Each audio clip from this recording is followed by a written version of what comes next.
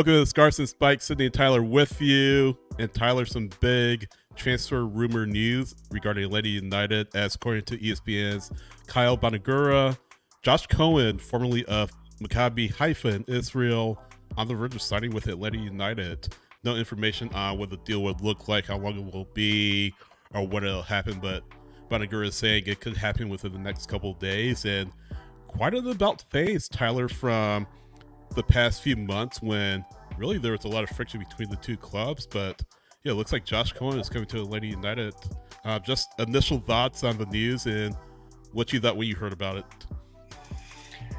Yeah, so we've been talking on this show a lot about the goalkeeper position and just trying to figure out like what is Atlanta going to do, right? And we know that you're probably not going to hear a ton of rumors, at least initially. We have a few important days coming up here in the next 2 weeks or so, week and a half, for the MLS related transfer stuff. But you've already seen a lot of other clubs doing things, making moves, making things happen.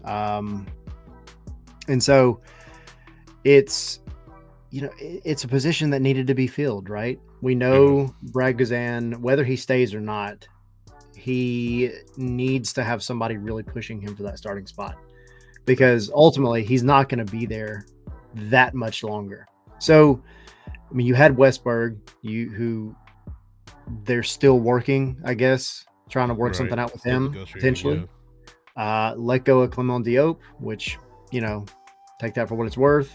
Didn't pick up his option, but Josh Cohen's been on the radar for a minute, and I think ultimately it's very interesting considering the drama that happened just a couple months ago that I think Tom Bogert reported, and the fact that they, mentioned an actual complaint against Atlanta United, and then the league comes out shortly thereafter and says no, that Atlanta didn't violate any rules, nothing was wrong. So it just sounds like maybe there was a little bit of confusion on discovery rights and that whole process, because that's a very MLS thing. And they've done, like you said, a complete about face, and here we are.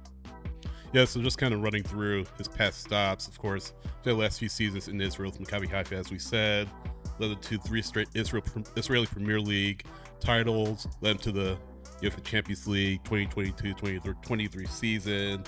Finished last in the group, right, but beat Juventus, one of the biggest wins in club history. Before that was Sacramento Republic here in the U.S., Phoenix Rising, Orange County Blues, as well as Burlingame Dragons in Northern California. So a return to the U.S. professional ranks. I feel like we've heard a lot about Josh Cohen potentially going to the United States to play in MLS for a little bit, whether that be Atlanta United or another club.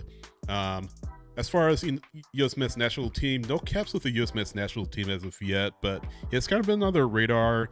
He was in camp with them over the summer, I believe, and has had some time in camp with them in past years. So not quite, I guess, good enough or skilled enough to break through in the actual national team ranks where Matt Turner, Zach Steffen, I should say, Ethan Horvath are right now. But he has been kind of on their radar. But again, he's had tremendous success in Israel with Maccabi Haifa, one of the top clubs in Israel, 3 straight championships, but has been out of contract since then for whatever reason.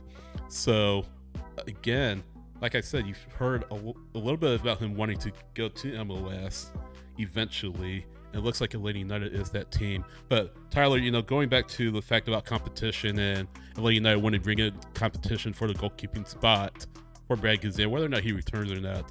Right, Carlos Buchanurga said it in November last month. We want to bring in competition for that top spot. So Cohen is it. Cohen is a very experienced keeper. He's still young-ish at 31, where Westberg and Diop, or more so Westberg, was toward that further end of the age spectrum, like 36, 37. Diop is still a little bit younger, but still maybe toward the end of his career. But Cohen, again, 31, kind of at that prime age of goalkeepers, a player that could stick around for a while. And yeah, I don't know what happened. You kind of talked about it. Maybe some weirdness with the MLS roster construction rules and stuff like that. So looks like everything gets resolved in that situation and things are moving forward. I want to ask you though, what does this mean for Brad Guzan? I mean, he's made no indications whether or not he wants to retire or not, whether or not he was to come back for 2024. He's 39 years old, right? He had an Achilles injury last year. In 2023, he had an MCL. So he's not the Brad Guzan he was when he first came here. And I'm sure he can admit that himself, but I feel he still feels that he has something to give to this team.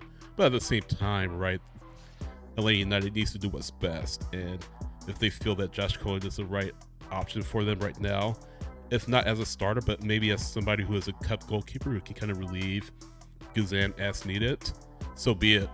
But yeah, this is a big moment for Atlanta United from a goalkeeping standpoint. Yeah. So, I mean, I think to answer the actual question, you have to go back a little bit and really kind of look at this rumor, not really a rumor. It was reported. There were sources, right? There was information that came out about this. So you have to go back and look at that whole scenario that happened, drama, whatever you want to call it.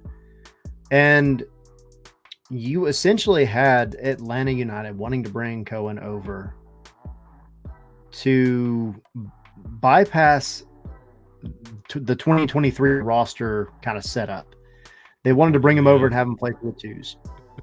If you bring him over and have him play for the twos, he's here. He gets involved with the club. He's at the training ground. He can settle in. It all makes sense from an Atlanta perspective. Then you look at I'm not even going to say Josh's perspective. I mean, it could have been coming from him, but especially his agent's perspective. His agent wants him to stay in Europe, play for another Champions League team. Maccabi Haifa has been the Champions League team, right, from Israel. And they've had a fair amount of success for what would be considered a smaller club in the Champions League. And so I think a lot of this was maybe them hedging their bets that interest would come along from another European club. And maybe I think maybe the way, at least in the way that it was reported and that I read, the way that his agent went about it was maybe a little hot, you know, in terms of saying like, oh, well, they violated roster rules. I mean, it almost sounds like maybe they hurt some pride a little bit by asking him to come over here and play for the second division team, right? Yeah. But ultimately what it comes down to, what you have to understand is it's not like Atlanta was trying to bring Josh Cohen over, a Champions League goalkeeper, to play for Atlanta United too. That's not what this was about. They wanted to get him over here to get him settled in. So then you go back to the Brad Guzan question. I think that essentially answers it. I don't think Brad is done, but I do think everybody in this club knows that they have to start looking for the future for a goalkeeper. Right. And you don't want to. I mean, you had Vicente Reyes for a while. You had Justin Garces. He just got let go. You had good talent coming up, but I think Atlanta really wants somebody that's going to fit that bill of a veteran, talented goalkeeper, experienced goalkeeper. And Josh Cohen fits that bill. So then you can get him in, whether it's, it was back in September or now, whatever. You get him in now, get him involved with the club. And I think that means that I personally believe by default, I think Josh Cohen is going to be the starter if this deal comes to fruition. Yeah.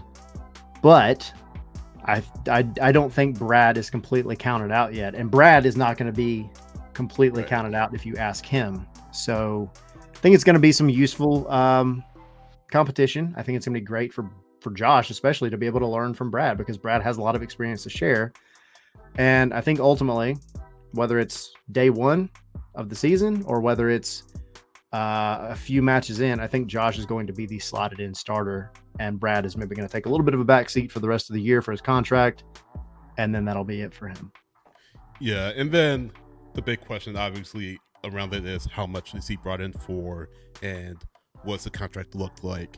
I believe he was making, and obviously Israel doesn't use euros, but from a global standpoint, he was making over 500,000 euros or something like 500,000 euros, something like that. That equates to about 600,000 or something like that. I don't know the Yeah, rate $550 to the US, something like that. Yeah. Yeah. So you would imagine that that's kind of about what he'll make in the US. I don't think he'll make much more than he made on an annual standpoint with Haifa. I really don't. He's not going to be a DP. No.